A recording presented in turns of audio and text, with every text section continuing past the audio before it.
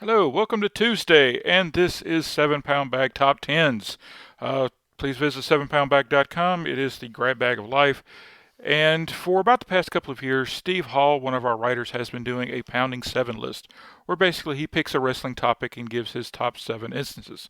Top seven Ric Flair appointments, top seven SummerSlams, top seven this, top seven that.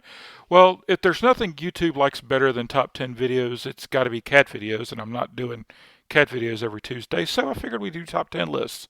So these are originally created by Steve Hall. I'm kind of adding a little bit to it, doing a little bit of editing to it. He is from the Midwest. I am from the South, so expect a lot of Jim Crockett productions that are going to change his list a good bit.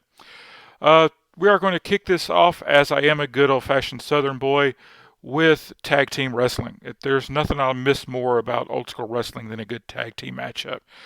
You look at something like the Rock and Roll Express versus the Midnight Express.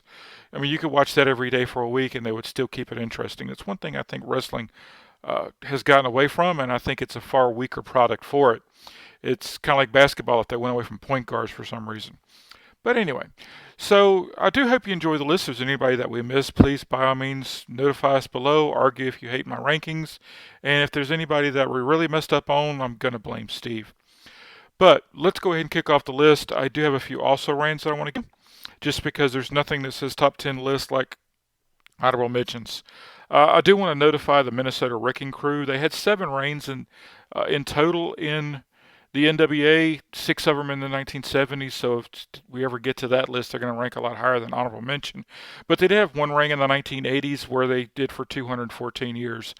214 days. Don't forget also you've got Mr. Fuji, who, even though most people like myself grew up kind of remember him being the goofy manager, he actually was a solid wrestler back in the day.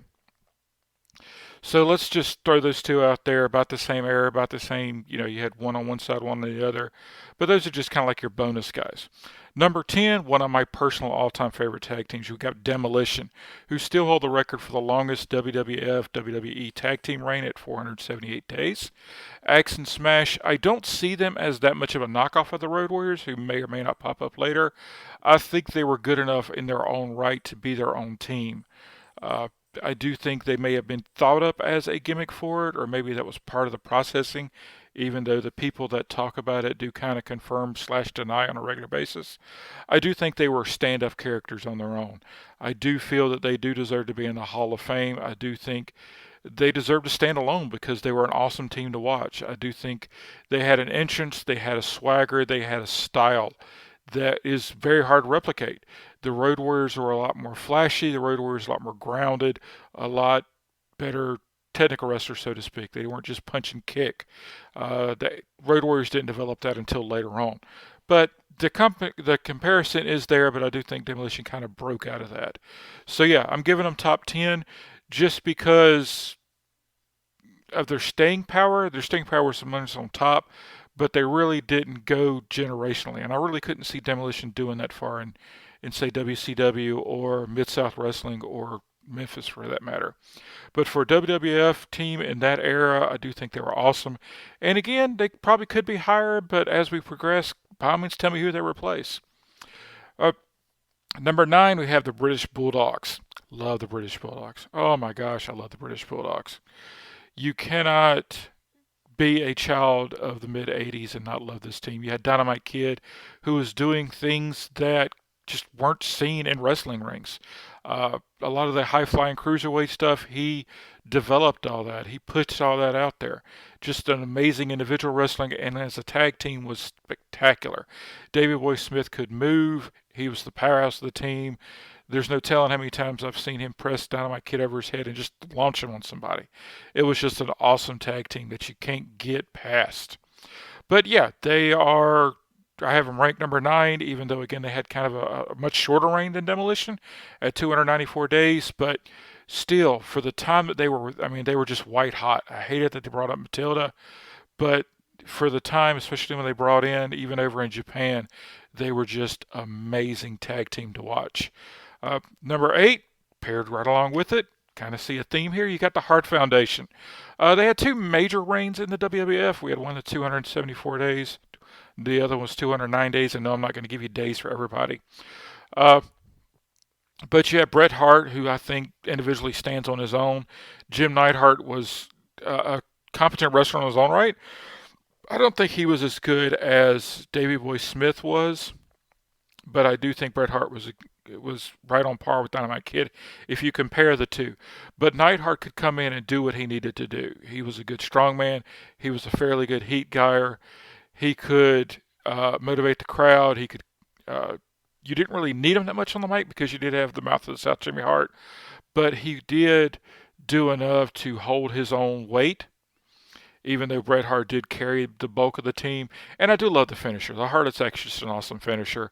Neidhart was good enough to come back and actually team with Owen Hart later on, but I do think he was good at. I do think this team a little bit better than the British Bulldogs, a little bit better in Demolition, just because of their in-ring activity. British Bulldogs could go with anybody. Demolition had to work their style. Hart Foundation didn't matter who you put in with them. You was going to have a good match, whether it be the Fabulous Rougeaus or the Orient Express. They were just that good. Now, for our next one, I am going to be looking at our Japanese. I'm going to kind of try to save these for Japanese wrestlers whenever we're doing these decade type things. And the one I'm going to go ahead and put in here, I've probably never seen live, but I have seen on tape. I'm going to go with Giant Baba and Jumbo Tsurata. They held the tag team just an amazing amount of time here. They won it, as far as the 80s are concerned, we're going to look at 1979. They held it for over 1,200 days. So keep that in mind. Almost to 1983, lost it, regained it back a week later, held it for another 100, lost it, won it back a week later, held it for almost over 520 days. I mean, they just dominated wrestling over in Japan. So, NWA International Tag Team Championship, so we're still kind of getting a little bit of the US vibe coming over there. But it's mostly for All Japan Pro Wrestling. It's basically their titles. But yeah, if you want to say, well, what about the Japanese Mexican? Okay, here's your inaugural thing here. Number 6, we're going to go with the Fabulous Freebirds. And I know it's a stable. Yeah, I know it's a 3-man team. But they are, in my personal opinion, pretty much the perfect stable. Even though I do live in Louisiana now, I never really watched much Dallas wrestling. I didn't really watch much World Class. But goodness knows I've seen the Freebirds and NWA, and they definitely deserve this spot here. Just for longevity, just for cohesiveness. I mean, it all seemed like they were of one mind, literally. Even though, unlike a lot of teams, they weren't, related. But the Fabulous Freebirds are definitely a dominant tag team. And again, they could work any version. They could get the snot beat out for 30 minutes. They could kick the snot out of you for 30 minutes. They could make almost anybody exciting. And in my opinion, the Von Erichs weren't that good of wrestlers.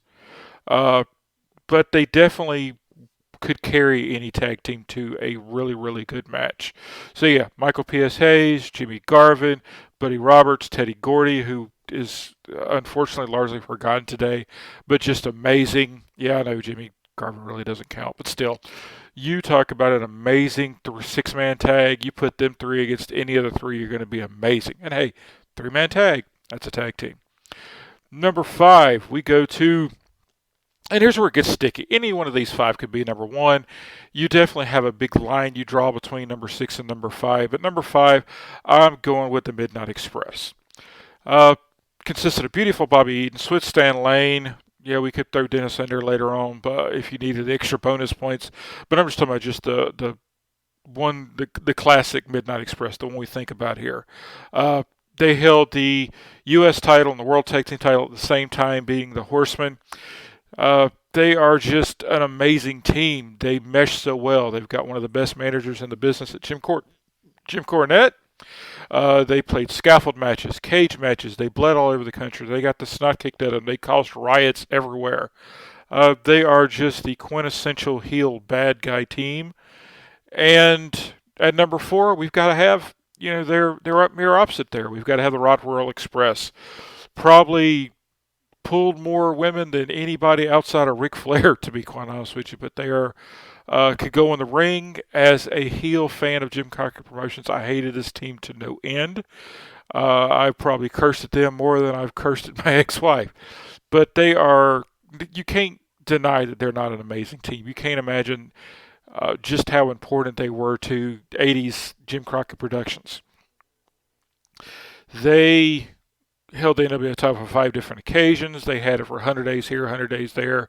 They were never a long-term dominant team like you would see in the WWF. I cannot believe Vince McMahon didn't somehow get them. They have shoot interviews why they didn't go to the WWF.